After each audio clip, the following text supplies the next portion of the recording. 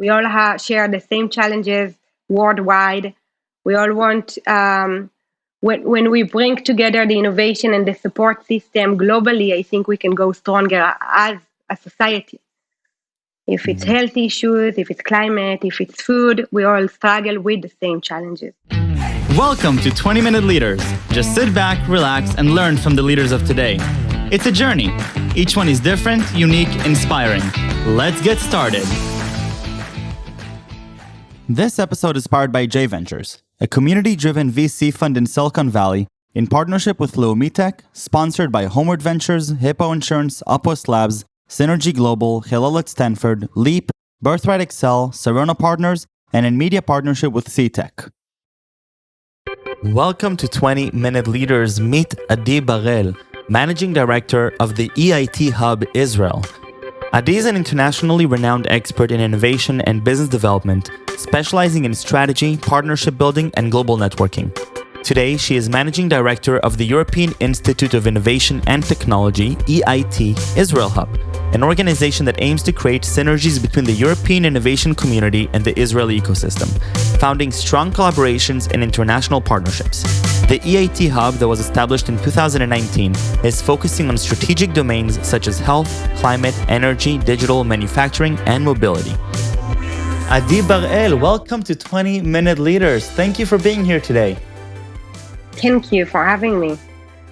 European Union, Israeli ecosystem, innovation. We're going to have a lot of fun in these 20 minutes. Adi, you're the managing director of the EIT Hub in Israel, but prior, you've dealt with quite a few business development roles that are in conjunction with international relations, whether it's with the Masa Israel journey or in the Tel Aviv Global. So definitely, I'm excited to understand, where this passion for, international relations with innovation is coming from, and then understand a little bit better, what is the EIT Hub and how is it playing a role in the Israeli ecosystem. So first of all, thank you very much for being here.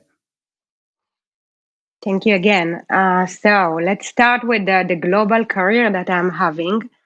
So as I always say, for me, having a career that is not global, is not tapping into the different worlds and different places around the world, is like having a laptop with no Wi-Fi. It just doesn't have a soul. For me, the world is global, and anything that we do here from Israel, in Israel, has to be also have a global impact. So this is why from the moment I graduate from the university, I was looking for a global career. And this what led me into this world. It's kind of on the bridge between innovation, government, and international relations. Mm-hmm. And so, going even back before that, what prompted your curiosity towards the conjunction of three things? Is it a personality thing? Is it an experience that you had? That's a good question. Actually, I think my first job was I was working for the Haifa municipality. I was a law student back then. And my job was actually to build a community of international students in the Haifa municipality. Just gather the students from the Technion and Haifa University and all the ulpans. And then I realized there is a bigger community. There is a Jewish community around the world. And then it made me feel very curious about what is happening outside the world, how Israel is conceived outside of our little country. And that led me actually to explore different places, different locations, and different jobs. Amazing. Okay, so, going to European Union and Israel, because I think that's something that will take us time to uncover here. First, tell me a little bit about the European Union as a body that's interested in innovation and innovation hubs. What is the sort of the rationale over there? So the European Union, for many years, is investing a lot of resources and a lot of time into the development of innovation. The only issue is that many of the good ideas from Europe are not getting commercialized in the right way. From there, the European Union decided to establish the EIT. The EIT basically is the European Institute of Innovation and Technology. And the whole idea around that is to create a support system to technologies, to ideas, and to startup to grow. And that's the main agenda of the EIT. It's based on the knowledge triangle. It's a combination between industry, academia, and research, government, and all of this ecosystem is supporting the growth of startups in different domains. Adding to that, the European Union is very advanced on impact, what we call impact technology. That means that the EIT is focusing on domains that are conceived as impact technology, such as health, climate, energy, food, urban mobility, manufacturing, raw materials, and those domains. So the EIT is supporting the domain that are strategic to humanity and create a support system for them. That's a general overview about the EIT. Right. To 2018, the EIT decided to establish what we call outreach location hubs outside of the European Union, with the idea of we have to collaborate to make it work. Startup cannot grow locally. Startup have to grow globally. They have to communicate. If we want to create a real support system, we have to do it globally. So the EIT and Europe, they chose a few locations that they feel they are strategic to startup development. One location was Silicon Valley. We have a hub, a sister hub in Silicon Valley. The other location is Israel, and we are going to open 2 more locations in the next 2 years. So in Israel, what we have here is a hub that is focused on building bridges, building commercial collaboration between the European ecosystem in those specific domains and the Israeli ecosystem, which has, as you know, a lot to offer there. Phenomenal. And so if you're looking now, in your day-to-day, are you working more closely with the managers of the other hubs? Are you working more with the ecosystem that we have here? How does your day-to-day look like? So the way we think and the way we create our programs and our value is that basically we have stakeholders. Our stakeholders are players in the European ecosystem. They are the main clients. We work for the European ecosystem. So we recognize the stakeholders. Once you recognize the stakeholder, it can be a European corporate, it can be a European incubator, VC, you name it. Then you recognize what is their main need, what is their pain. From that, you think what is the unique value proposition of Israel for that need. And if Israel can benefit, we all focus in creating a mutual benefit from both Israel and Europe. And once we have the answers for all those, we create a program. A program can be a scouting program for European corporates that are looking for innovation. It can be a support program for scale-up companies from Israel or from Europe that are looking for a global scale, matchmaking with clients, with VCs. It can be, we have one program for European diplomats that are based in Israel. We actually train them how to better work with the Israeli ecosystem. The idea is to get them working very, very quick and very, very efficient when they are in Israel. We don't want them to spend time on learning. So we create this bootcamp for them. It's kind of like a basic training when we give them all the tools and all the network they need to make their job better. That serve both ecosystem, Europe and Israel. So I think it would help and would be very interesting to hear some more tangible ways in which the EIT is an active part of both the Israeli ecosystem, but then as an outreach to the European Union. What are some other ways in which EIT has been active in this ecosystem? So what we realize is, one, European corporates are looking for good technology and good practices for how to innovate. Many of them we don't even know about, we don't even know their names, but they are very attractive for Israeli companies and Israeli startups. On the other hand, we know that Israeli startups always aim and look for global markets. Right. And the EU can be a very attractive market for them. So one program we offer is Disrupt Me. In that program, the European corporate is the main client, and we support the corporates in One, scout for the best technology. Two, implement technology and get to POCs. And three, build their open innovation strategy based on Israel's best practices and know-how. So you are essentially a liaison for a lot of these European conglomerates or incumbents, and saying, okay, these are you have this is your problem set, and we are sort of the ambassadors of the Israeli community, and we can then help you scout for the right technologies and the right teams to potentially work with from Israel, right? Did I get that right? Exactly. Adding to that is that Israel has developed best practices and models in open innovation in the past 60 years.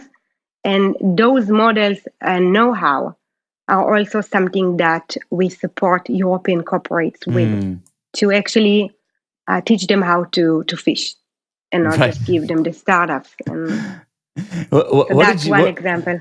What surprised you about your work with the European Union or large companies and startups that you probably didn't realize 3 years ago when you started working with EIT? So I've learned a lot. Before coming to EIT, I was working quite often with the American market, with the US market, and switching to Europe made me realize one is that the European culture and Europe they are very humble. They are very, the young generation is very global and it's very fun to work with them, very good teams. So that was a big surprise for me as an Israeli. Second, I realized that Israeli startups many times won't aim to Europe as a first market. And they do need a push for that. They do need someone to connect them to the right market, the right way. So this is something that we took upon ourselves to do, to promote and support startups going to Europe and scaling in Europe. And the third thing is that, as I realized, is Europe is very advanced in impact technology, climate regulation, energy, and sometimes it can be the perfect beta site for startups in those fields. Right. What do entrepreneurs and leaders in today's ecosystem need to understand? Some Perhaps some things that they can also work on today as they're gearing to work with the European market, whether it's through EIT or by themselves. But what are some things that they should be practicing or doing right now that will make it an easier transition for them? I will just need you to repeat that question. Transition to Europe or to today's world? So if you're looking at founders today or leaders today in the Israeli market, as they're positioning to work with European market later on, whether it's through EIT or by themselves, what are some things that they can already start working on today that you see are drawbacks of the Israeli ecosystem because we're unaware of it? Yes. Okay. So first of all is the domain focus and the technologies. In Israel, we see today a trend, and it's growing, of energy, climate, and technologies that today the world is interested in. So today, we do see a shift on the early stage startup and on the supportive ecosystems around climate and energy technologies. Hopefully, that will grow. We see many players, VCs and other players are getting into this ecosystem. So I hope this trend will grow, and that will give a very good ground to work between Europe and Israel. In addition to that, I think Israelis need more connectors, more organic connections in Europe. We see that happening very successfully in the USA. Very easy plug in. If I am an Israeli entrepreneur, I pick up the phone, I write an email. Very easy for me to get to New York, to Boston, to San Francisco. In Europe is more challenging, and what we are trying to build today is a community of connectors between Israel and Europe, and I think that will take us to the next step. Are there cultural shifts that we need to be cognizant of or aware of as we're working with European counterparts? Is that something that we need to be thinking about? I get this question often. I think that today cultural differences or gaps are getting embraced by the other side. So I think people have a lot more, um, how do you say it? Openness and Openness, yeah, and סובלנות, patience. Yeah. yeah, to for differences, and they actually learn from that. So I will give you an example. When we Please. bring delegations of European here, we used to be very afraid, okay, what will they say and how will they behave? But today what we do is, first of all, we have a rule, no suits allowed. So when we Ah, I bring love business that. people, no suits allowed. We have like a big X on that. They cannot wear any suit while they How are are they here. responding to that? Some are better and some just ignore this rule. But we do we do support them to get out of their comfort zone. And Yeah. second, we teach them three words. We teach them yala tachles and chutzpah. And these three words are what we expect from them when they come to Israel. So we do try to navigate through these cultural gaps and actually create a learning experience and a benefit out of it, and not a gap. Beautiful. Well, so what are you more excited about, innovation or international relations? Which of the two? I think innovation is a tool for international Ah, relations. So I think everything can be communicated through business, through innovation, and through mutual challenges. We all share the same challenges worldwide. We all want, when we bring together the innovation and the support system globally, I think we can go stronger as a society. If it's mhm, health issues, if it's climate, if it's food, we all struggle with the same challenges. So right. we need Do to you collaborate see, there. if you're looking a few years down the line, in specifically the European Union or European countries, the European market with Israel, I'm sure we're heading at at a positive rate, but what is sort of the expectation from your end? Are is it are we going to see exponentially more work with Europe? Is it just going to continue rising slowly? What do you observe here? Yes. So historically, Israel and Europe had 25 years of successful innovation collaboration. I don't know if you've heard about Horizon 2020 that ended in last December, Hmm. a year ago. Yeah. Uh, and lately, Israel signed an association agreement with Europe, and Israel is association country to Horizon Europe, which is the new framework program for innovation, development, and support. So, Hmm. having said that, there is an expectation that Israel will be an active participant and also will collaborate with other players across Europe to get to more projects, to more funding, and to create innovation together. And is politics related at all to this, or is this innovation to innovation? How much of politics and lobbying is in what you're saying here? Yeah, so I can speak for myself. We try in the EIT Hub Israel to avoid politics as much as possible, to make us as much as clean and with no agenda. Hmm. Our main agenda is support collaboration, support business commercialization, business collaboration, and innovation. And we try to avoid politics. We know it can create different agendas. And yeah, Fantastic. if you yeah. Adi, I think that what you were talking about here is just opening so many more questions for me that I want to investigate. And I think that in general, if you ask most Israeli entrepreneurs, I think that the default question, at least until now, that I've heard was the US market. But I think that we're forgetting that the European market is just a little bit bigger than that of the US. And definitely much better time zone as well.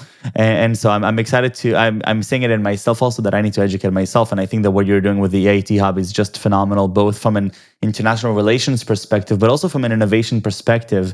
Looking at what we have here, being an ambassador for us, and but also being a liaison for a lot of these big European markets and companies, and making literally making that geographical bridge. I think is just awesome. And thank you very, very much for spending these 20 minutes with me. I really appreciate your time and your energy, and stay safe and stay healthy. Thank you very much. And if you need anything about Europe, just join us, come to an event, and feel free to Are reach you out. so you're doing you're doing regular events both for the general public to get educated, but also for startups and these sorts of things? We have the best events in the ecosystem. That I can assure you that, and you I'm will gonna be have to check it invited. for myself. Adi, toda rabba. Thank you very much. Take care. Toda.